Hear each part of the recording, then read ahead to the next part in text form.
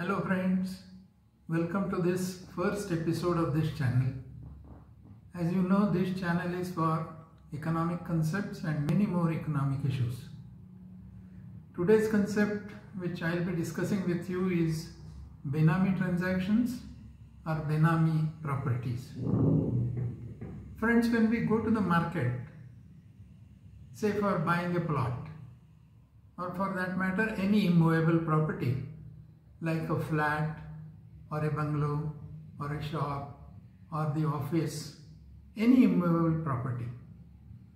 The simple procedure that we follow is we pay to the seller, he writes one sale deed, we go to the sub-registrar, register it, get the certified or original copy of the sale deed, conveyance deed, and then we approach the revenue authorities for inclusion of our name in the revenue records.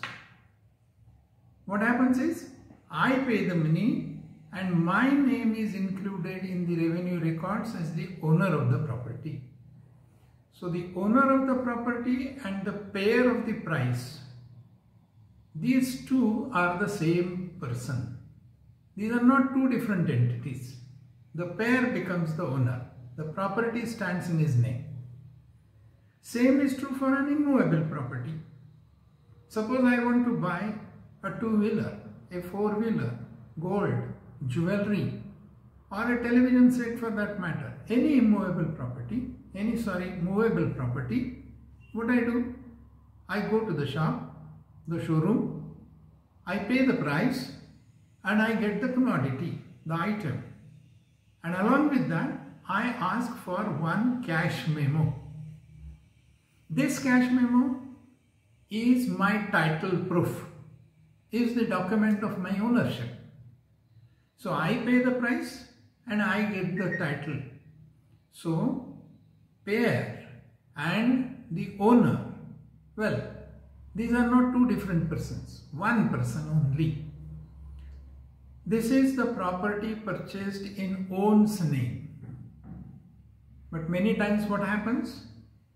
Somebody pays and the property is purchased in somebody else's name. In other words, the payer is different, the owner is different.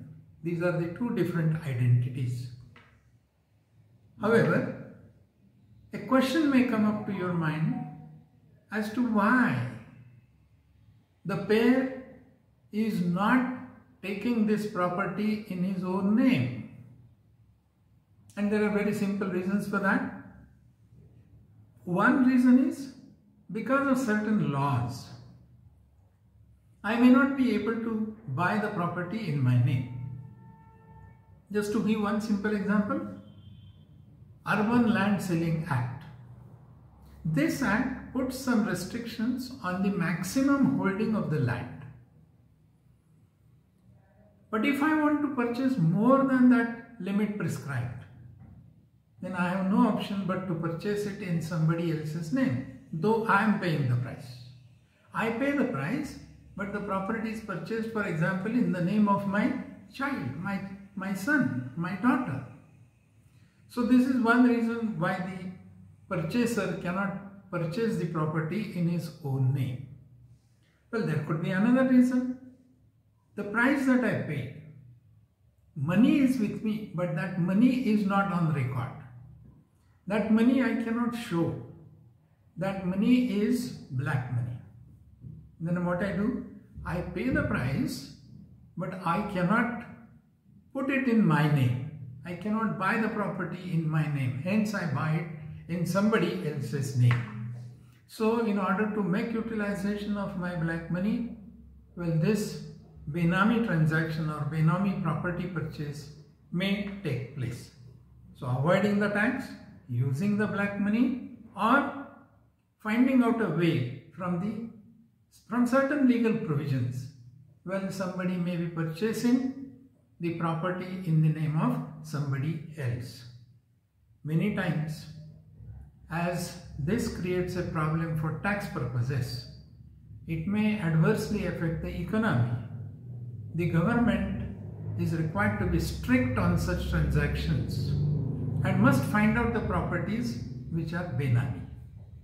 So government may find a property standing in the name of somebody, but for which the payment has not been made by that somebody in whose name the property stands. Many times there is a property, but the property stands in the name of a person who is not at all in existence.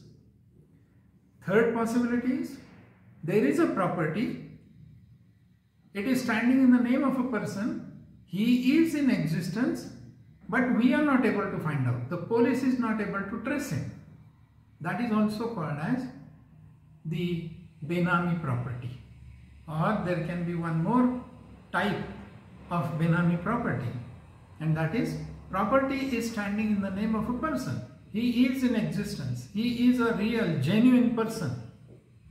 But he says that this is not my property. I am not the owner of the property. Then that property is also termed as a Benami property. So this all is illegal. This all is creating problems to the economy.